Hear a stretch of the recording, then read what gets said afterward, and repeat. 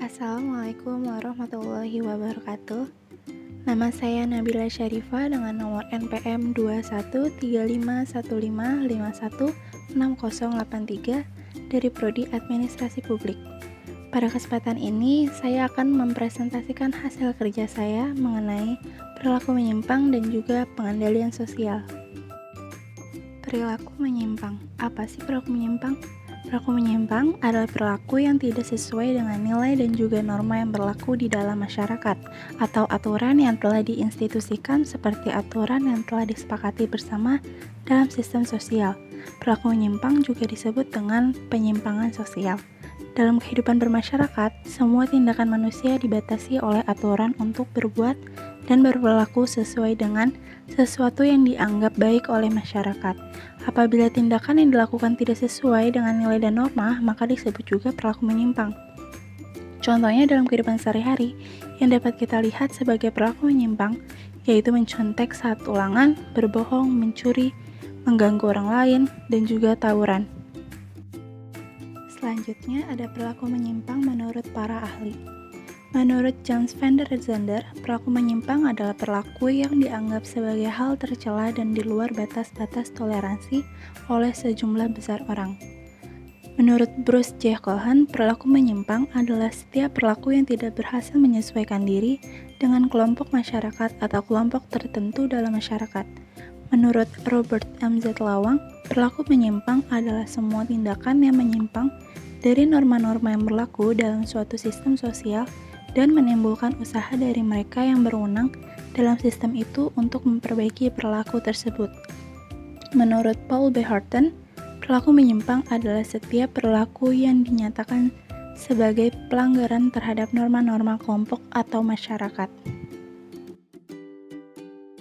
Lalu, apa yang menyebabkan penyimpangan sosial? Menurut Wilnes, penyimpangan atau kejahatan dibagi menjadi dua faktor, yaitu yang pertama, ada faktor subjektif. Adalah faktor yang berasal dari seorang itu sendiri, yang sifatnya pembawaan sejak ia lahir. Yang kedua, ada faktor objektif, yaitu faktor yang berasal dari luar atau seperti lingkungan. Misalnya, keadaan rumah tangga seperti hubungan antara orang tua dan anak yang tidak baik. Penyebab terjadinya penyimpangan seorang individu dari faktor objektif. Yang pertama, ketidaksanggupan menyerap norma-norma kebudayaan, di mana individu tidak dapat membedakan hal yang pantas dan tidak pantas. Keadaan ini terjadi karena sosialisasi yang tidak sempurna, seperti tumbuh di dalam keluarga yang tidak harmonis. Yang kedua, proses belajar yang menyimpang. Seseorang terlalu banyak melihat atau membaca hal-hal yang menyimpang. Yang ketiga, ikatan sosial yang berlainan. Setiap orang memiliki hubungan dengan beberapa kelompok.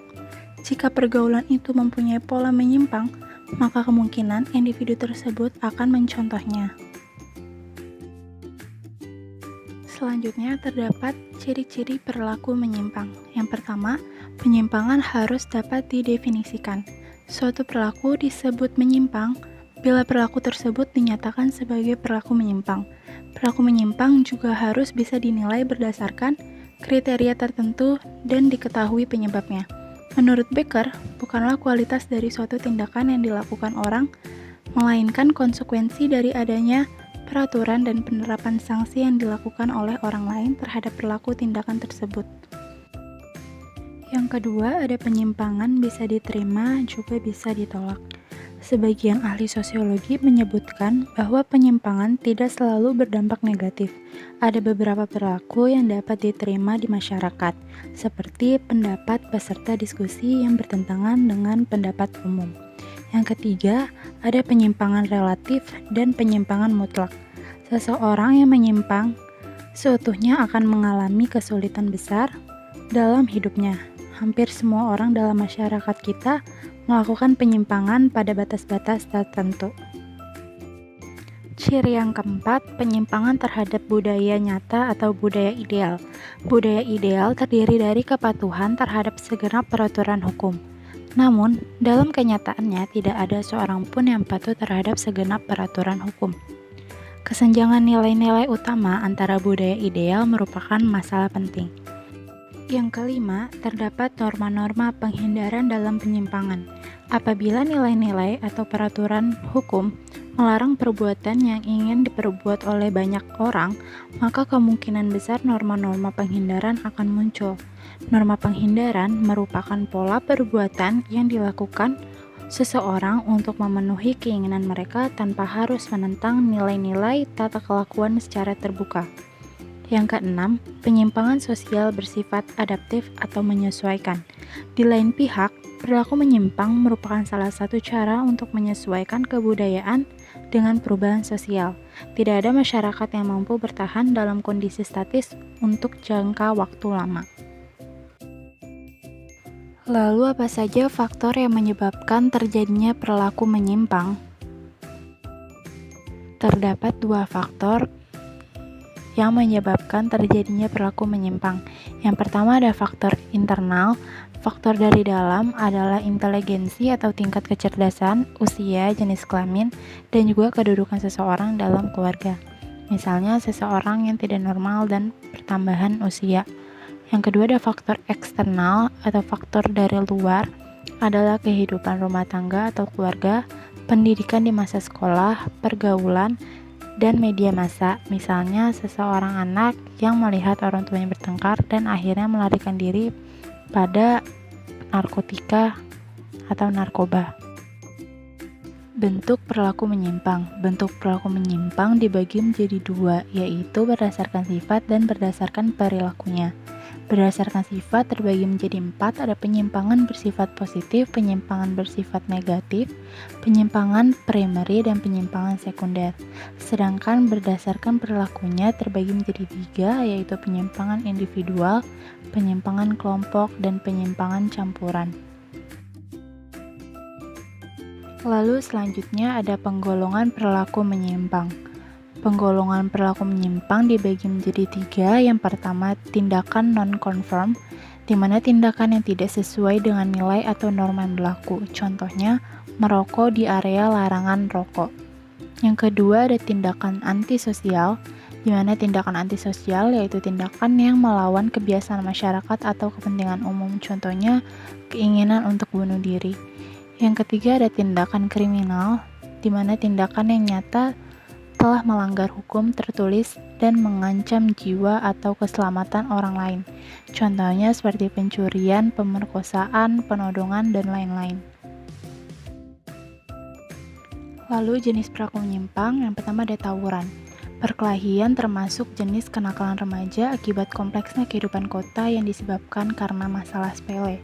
Yang kedua ada hubungan seksual, di mana hubungan seks di luar nikah, pelacuran, dan juga HIV atau AIDS merupakan penyimpangan sosial karena menyimpang norma maupun agama. Yang ketiga ada narkotika. Penyalahgunaan narkotika adalah penggunaan narkoba tanpa izin dengan tujuan memperoleh kenikmatan pribadi. Hal ini dapat menimbulkan penyimpangan seperti pembunuhan dan lain-lain.